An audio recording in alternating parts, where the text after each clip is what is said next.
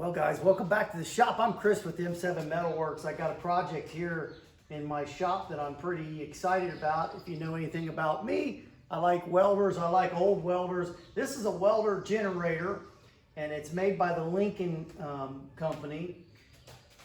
It's got some issues. I was told that it ran several years ago, but they've gotten to the point where they weren't using it anymore and just haven't run it since. The tank, there's some issues inside this gas tank that we'll have to address. Got a lot of varnish and stuff in it, so it's kind of nasty. I went ahead and pulled the little drain cock out of it. But other than that, I mean, it's filthy, and it's got a few little issues here and there, little dents and dings. It's on this running cart, and these are not original wheels to the cart. They're probably long gone, but you know, it looks to be all there, so it should be kind of a fun little restoration project. And I'm not sure if I'm gonna restore this, like paint it and make it, you know, like perfect, or if I'm going to kind of leave it with a little bit of the patina on it. I'm not sure just yet, but first things first, we got to get this thing cleaned up. So I'll take you around the welder and kind of let you see all the grit and the grime on it and the condition of it.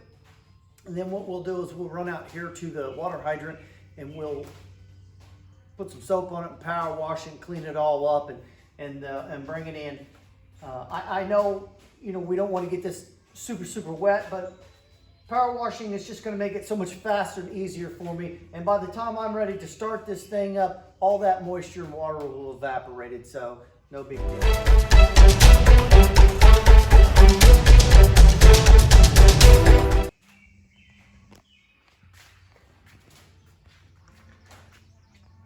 Alright guys, you can kind of see the condition of it.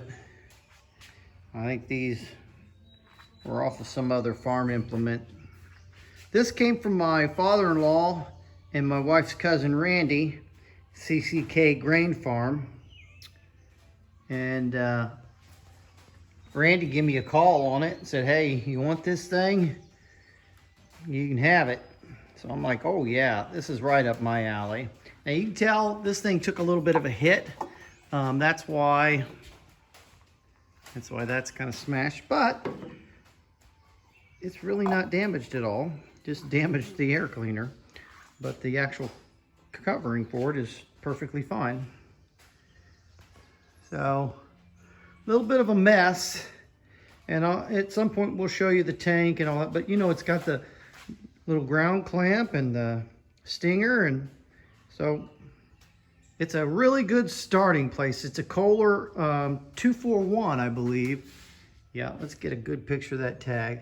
K241P, cast iron little engine. Sounds like it's got compression and everything. So let's get her cleaned up.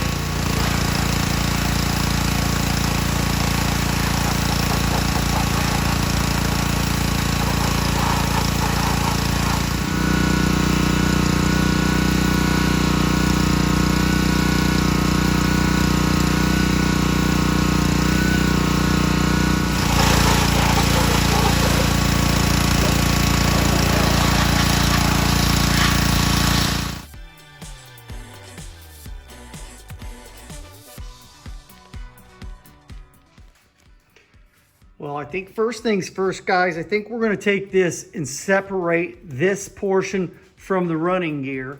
And really, it only appears to have 2 bolts holding the whole thing on. I'm not sure just yet if that's the way it's supposed to be. It looks to me like there's some type of a rubber, it's got some rubber insulating spots here and 3 points, so 2 in the back and then 1 in the front. This one here appears to have pulled through. That's what I'm guessing. That's some type of a rubber mount vibration dampener. Post power washing, you can see, at least now we can see that the thing is red. I really am now wishing that I would have taken this off. It's pretty simple to have removed this plate and cleaned it separately. You know, it was a little darker than this before I power washed it. So I don't know what I'm gonna do here with this plate. I don't know if I'll have to paint that by hand or what. Maybe I'll get one of my daughters on that job. But you know, it came pretty clean. I can see the parts now. They were covered in a layer of grease before. So I've got to get this figured out. And so I think I'll just remove this running gear first off, and that way I can do some repair on this. I don't know if I'm going to have a straight axle coming straight across, because I think that's actually the solution to this thing.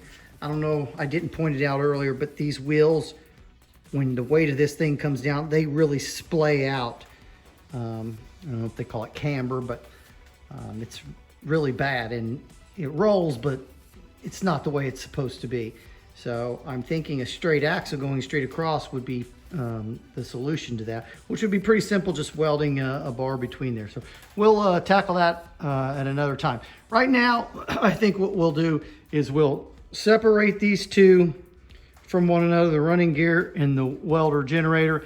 And then I think what I'll do is I'll remove these cables, get them out of our way, get that plate out of our way, and start removing some of the body panels. That tank's got to come off, because I'm going to have to do some serious cleaning inside that tank. It's got a thick layer of varnish in there. So let's get cracking.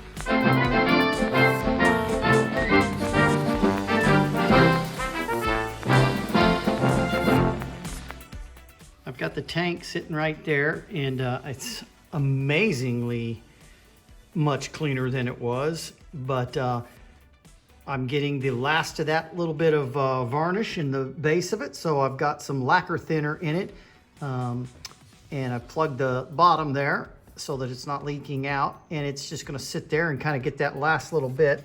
So now what we're going to do is we're going to take this carburetor off and see if we can't get that cleaned up.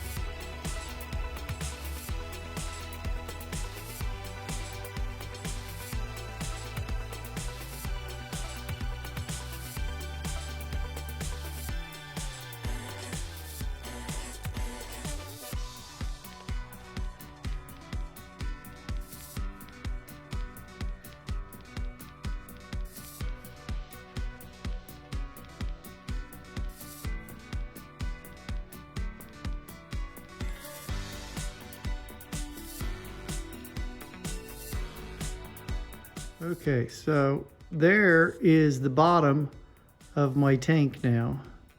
That is after putting rocks in it and then lacquer thinner. And it did a stellar job. Today, we're going to pull this cover off and we're going to take a look at that coil, Magneto, all the jazz in there, that flywheel. Let's just take a look at all that and see if we can't clean some stuff up and just get everything a little bit more optimal.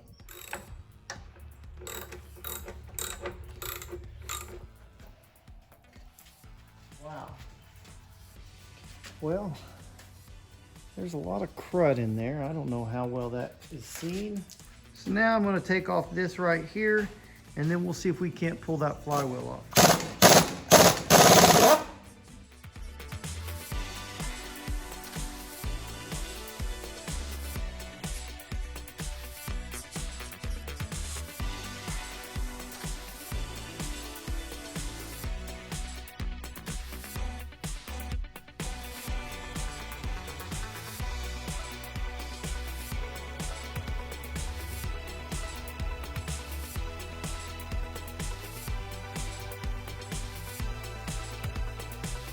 Concerns about my Magneto coil that I purchased.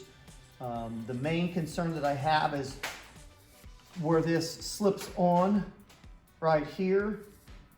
My wires are on the opposite side of the original. The original, my wires come on the back towards the motor side, whereas the new one, the wires come towards the front, away from the motor. The problem with that is on my flywheel, when it comes on here, there's, it's got obviously a little bit of a shoulder here on the inside that's going to be rotating. And so I have a real concern with the wires here. One goes to the points and one goes to my ground right here.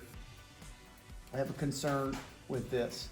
So I'm probably going to have to do something there. I'm not sure what. Maybe use a little bit of electrical tape and pull those in, because I'm just concerned that over time, even if I pull them up tight, that over time that will relax and sit up against the inside of this flywheel. As this flywheel's spinning, those wires are going to be touching that, or potentially be touching that, and so it's a concern. So I'm not particularly pleased with that, and the fact that I have to lengthen the wire that goes to my condenser / points. I mean, it's nowhere close. That thing needs to be another 14 inches longer, and it's super short. So I've got to solder onto that. So I'll do that now. Some of it will be on camera, some of it will be off camera. I don't want to get too bogged down with doing too much camera work, but I'll try to keep you updated on each little step that I take.